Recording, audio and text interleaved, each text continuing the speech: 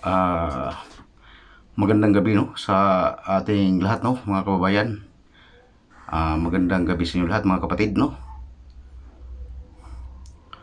Magandang gabi no sa buong mundo, sa lahat ng tao sa buong mundo. Magandang gabi. So mga kapatid no, kababayan, ang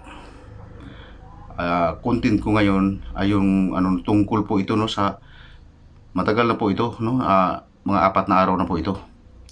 Nagtatanong nung ginawa daw ang mundong ito no, siya yung nagtatanong kung makuan mo to, mapanood mo tong kuan na to, video na ito.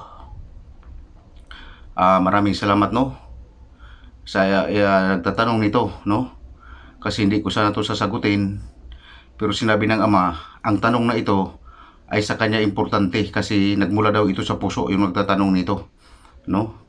Kaya ngayon ko lang ito masagot kasi talagang pinapasagot talaga ito ng ama no.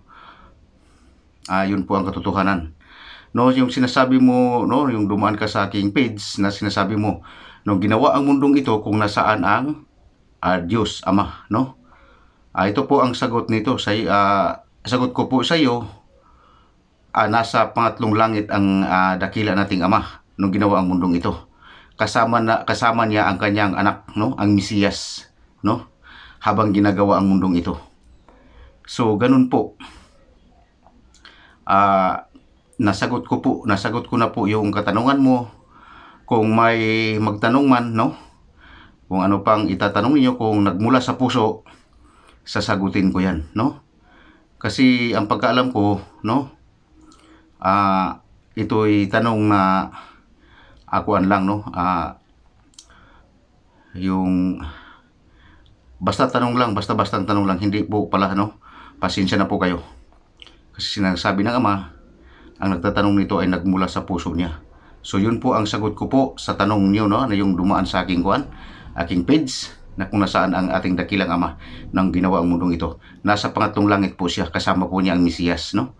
Ito pakatandaan natin na ang Mesiyas, wala pang mundong ito, nandyan na yung Mesiyas no, yung nagkatawang tao, ang Kristo na sinasabi ninyo no. Pero ang totoong pangalan nito sa kanyang pagka-Diyos, sa kanyang pagkaanak ng Diyos ay Mesiyas. Ayun po ang katotohanan ng pangalan nito. Ayun ang sinasabi ng ating dakilang ama. So nasagot ko na yung ano mo, Brad, o ikaw may sino nagtatanong nito. So maraming salamat sa iyo sa tanong mo, kasi hindi ito hindi ito talaga pinapalampas ng ama, dahil nandoon pala ito, nagmumula sa iyong puso ang iyong tanong. Yun po ang katotohanan dito. Ang lahat ng tanong na nagmumula sa puso, sasagutin niya ng ama no, sasagutin po talaga yan. So hanggang dito na po mga kapatid no, kababayan no. Magandang gabi uli sa buong mundo. Magandang gabi sa inyong lahat no. Magandang gabi sa ating dakilang ama at sa kanyang anak at sa banal na espiritu.